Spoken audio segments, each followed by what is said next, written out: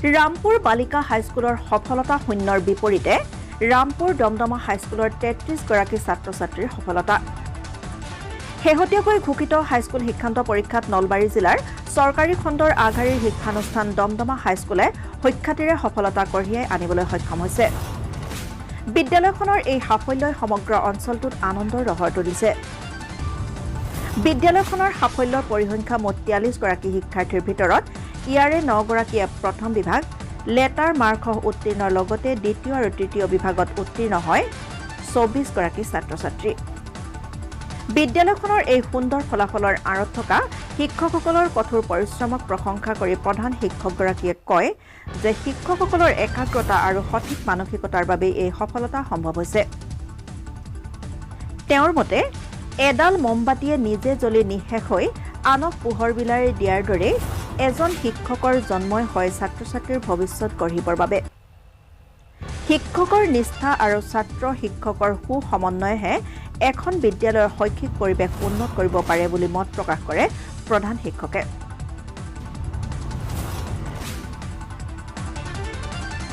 সন্তোষজনকে হৈছে আমি আমাৰ দমদমা হাইস্কুলৰ তৰফৰ পৰাই আমাৰ যিখিনি শিক্ষকে ইয়াত শিক্ষকতা কৰে এই শিক্ষকখিনিয়ে সদায় যথেষ্ট কষ্ট কৰি আহিছে ষ্টুডেণ্টখিনিক, আৰু ষ্টুডেণ্টখিনিক যাতে যিকোনো প্ৰকাৰে আগবঢ়াই নিব পাৰে সেই কষ্টটো আমাৰ শিক্ষকখিনিয়ে সদায় কৰে।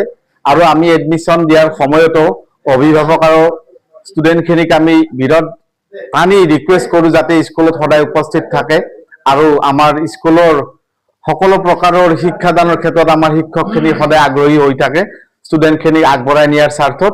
গতিকে আমাৰ ইয়াত সিমান উন্নত ধৰণৰ ষ্টুডেণ্ট নাই যদিও আমাৰ শিক্ষকখিনিৰ চেষ্টাত সেই ষ্টুডেণ্টখিনিয়ে এটা ভাল ৰিজাল্ট দেখুৱাবলৈ সক্ষম হৈছে।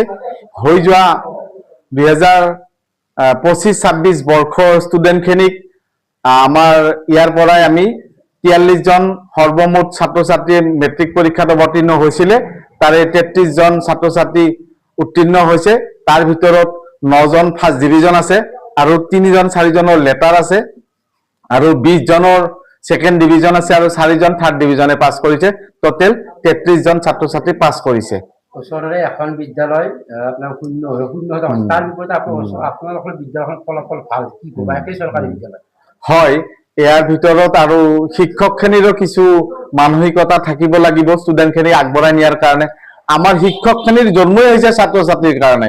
মানুহে কয় যে মমবাতি এডাল জ্বলি জ্বলি শেষ হৈ যায়, তাত পোহৰে কিন্তু মানুহক উন্নতিৰ দিশত আগবঢ়াই নিয়ে, ছাত্ৰ-ছাত্ৰীক আগবঢ়াই নিয়ে। গতিকে আমাৰ শিক্ষকখিনিও এই ক্ষেত্ৰত যথেষ্ট ব্ৰতী হ'ব লাগিব। শ্ৰদ্ধা আৰু ভক্তিৰে শিক্ষক ছাত্ৰ-ছাত্ৰীখিনিক আগবঢ়াই নিয়াৰ ক্ষেত্ৰত যথেষ্ট কষ্ট কৰিব লাগিব।